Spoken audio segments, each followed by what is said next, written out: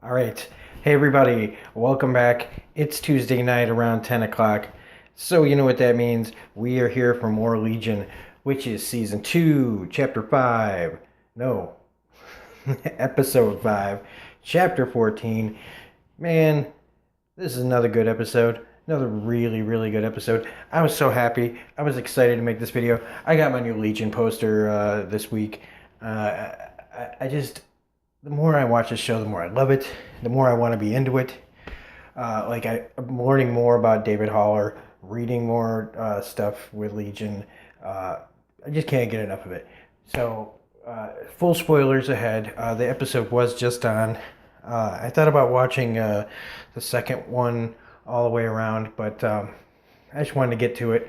No script this time. Westworld taught me I'm better if I'm gonna miss some stuff. I'm gonna miss some stuff, but I'd rather be off the cuff than be like going off my script. So anyway, like I said, full spoilers. Uh, so there's a lot of people that might, there's two ways of thought I think on this episode. When we saw the trailer last week, a lot of people thought that this would be about David's alters.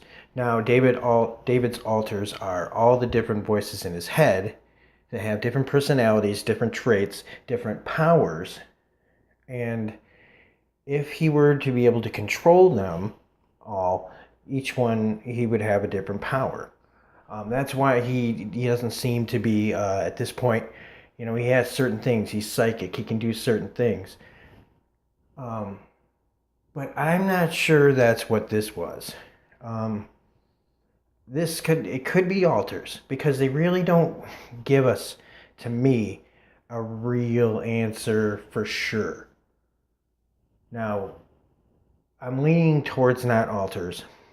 I'm leaning towards more like realities.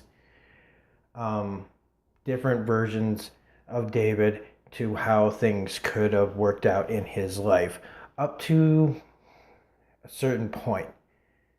Like certain, like I feel kind of like because they show the one reality that is the one that we know, where he went to Clockworks and he got, met Sid in Division 3. So like what we see at the end, um, when he's put there, and we get that quick recap of the whole show up until the point of his sister's death. Um, and Farouk, the Shadow King, telling him about you have the power to change reality. You have the change to make anything your will. So I guess I'm leaning towards that these were all different realities. And one of the reasons I say that is because one of the people, because in this, all the different versions of David, um, the one that kind of convinces me of that there was different realities is the one that really hadn't seemed like not much was going on with it, and that was the two junkies in the restaurant. The one junkie being David, and he's playing with his fries, and he keeps talking about, and then this branch, and then he's like talking about the fries being branches. And then branches, and this branches, and this branches, and then this branches, and this branches, and then that's a lot of branches. I think that that's basically the point of the, like each branch represents, each fry represents a branch, and each branch is a branch of reality. And then each choice and each thing creates a new and different reality.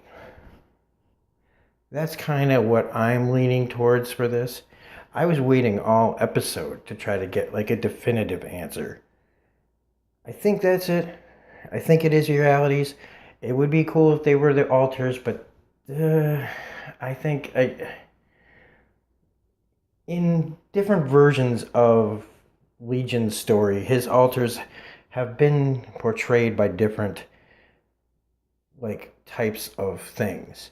Some of his alters have been just way beyond bizarre creatures, and some of them have just been like a boy, a guy who likes to hunt, you know.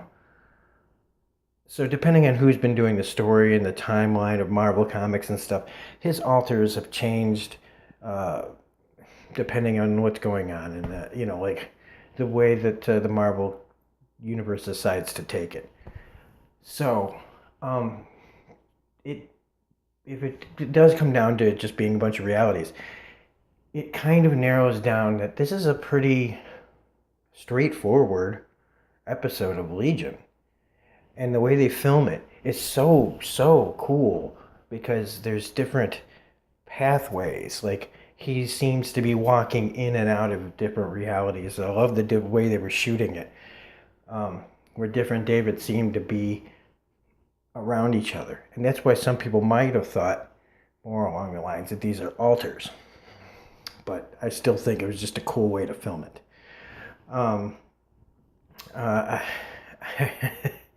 I'm trying to stay on topic without being a little off the cuff here. So I guess we should just go with each one, and how I love the way that the timeline was different depending on which character. And sometimes you didn't know quite which one was going to turn out to be who. Except for the homeless one, I think that was pretty clear. That was also pretty awesome. So I guess I'll just stick with that. I mean, he's, you know, he starts with just kind of talking to himself on the street and becomes worse and worse. And it's kind of like, that it feels like something happened to him in his past. Um, and when he sees Sid in the car, I think that she recognizes him. So maybe something had happened, and that's what triggers what happens at the end of that guy's kind of story. Is that maybe he had worked with Division 3 and done things with the Shadow King or whatever, and he took off. And now years later, they find him on the street, raving lunatic. This also was the version that you got to see, people just, sending people flying. And okay, yeah, I know on my other videos I say that this reminds me of Stanley Kubrick so much in the way that this show was shot and filmed and whatever. But come on, can't get much more on the nose than the scene that was basically taken right out of A Clockwork Orange, where homeless David is in the tunnel and the four guys they were the dudes basically from Clockwork Orange. It was great. And then he vaporizes them. There were some really cool stuff in here that was very comic booky. So I guess in a way, this kind of was the most comic booky episode of Legion. Very wacky stuff happening at times. And when the cops come and he sends them flying and the drone distracts him. And when you see the person walking, I thought that was Sid. I should have known better because of the sword. And David just gets chopped the fuck in half, and it's Carrie. And that's why I think that in this reality that they were playing out, he had been with Division 3 and went off on his own, and this was their only, they had to stop him, I guess. So they took him down. Cool stuff happening there. The medicated David, I think, is probably the closest to a reality, like this reality, are the one that we know from the show. What if he had been on medication from the get-go, before when things started to go bad, before he became a junkie and all this stuff? What if he had been on medication?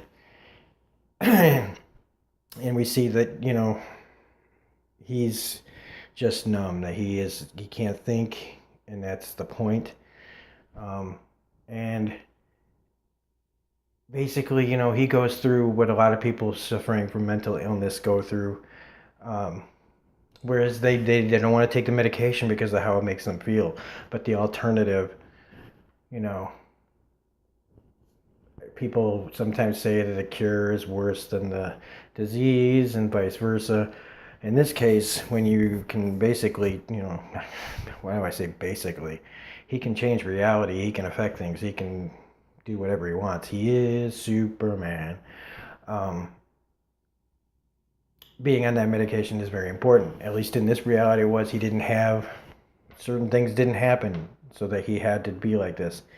And so it's really tragic when you see him, you know, at his job and he starts to see, our little yellow faced blob guy, Farouk, the Shadow King or whatever, following him around. And that was cool to see that back. And it was just as creepy and sad because this one, this David had everything kind of figured out, even though his life was very muted, is one, I guess, is a way to put it.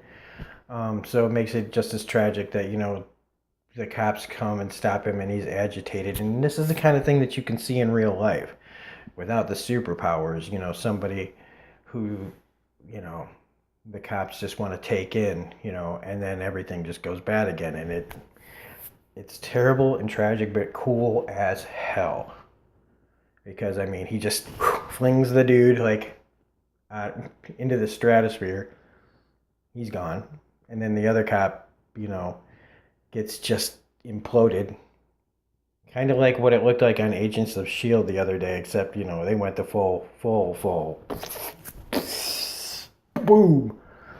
So, and then he takes the bullet in the spine. Kind of reminded me of Charles Xavier right there, going down. And then he vaporizes all the cops, and she comes, and he's dead. That's another one.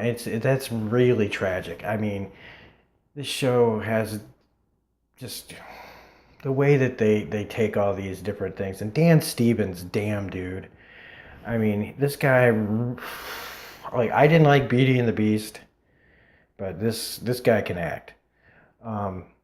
What else we got here? We got where he starts off as the coffee boy, who, I was kind of thinking, don't get involved. Like, you don't want to be like these people. Like, but I guess he's just trying to help out, and he helps this business lady, with her thing, telling them that they're setting her up and all this stuff, and how it leads from him being a coffee boy to that guy who lives, in his ivory tower with the lady that he helped working for him now.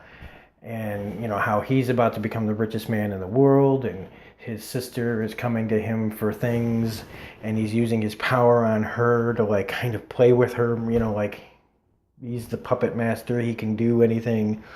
Made me think of Ozymandias from Watchmen for some reason. I know Ozymandias wasn't psychic and didn't have all these powers. He was basically just really smart and powerful, but it just kind of reminded me of how David kind of turned out to be this guy in the tower that has everything and has this jaded sense of whatever.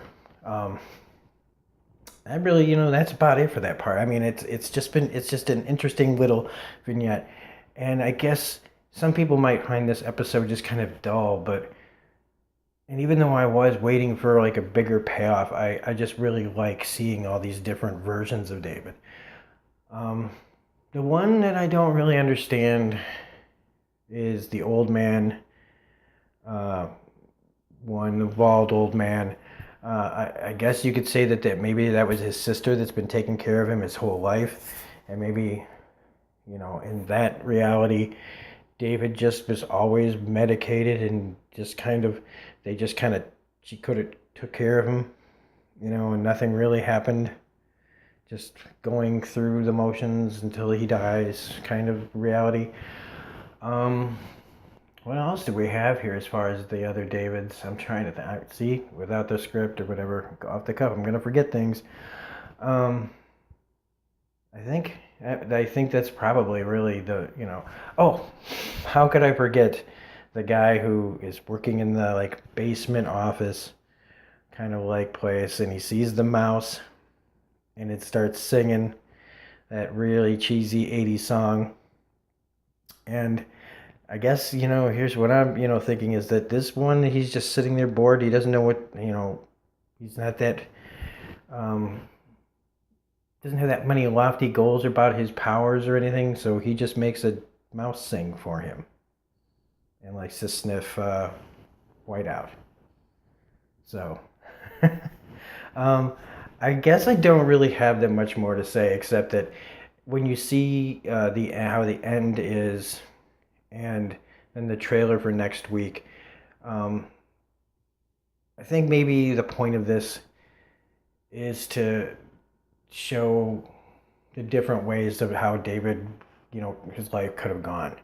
Maybe it'll play out a little bit differently after seeing this episode. Maybe I'll understand more about this episode when I see next episode. It was nice to see Katie Aselton get another episode where she, this one at least, where she's not being, expunged from her body. Whether or not she's dead or not, I guess people, it remains to be seen. I last week thought that they pretty much fucking killed her and put another person in her body,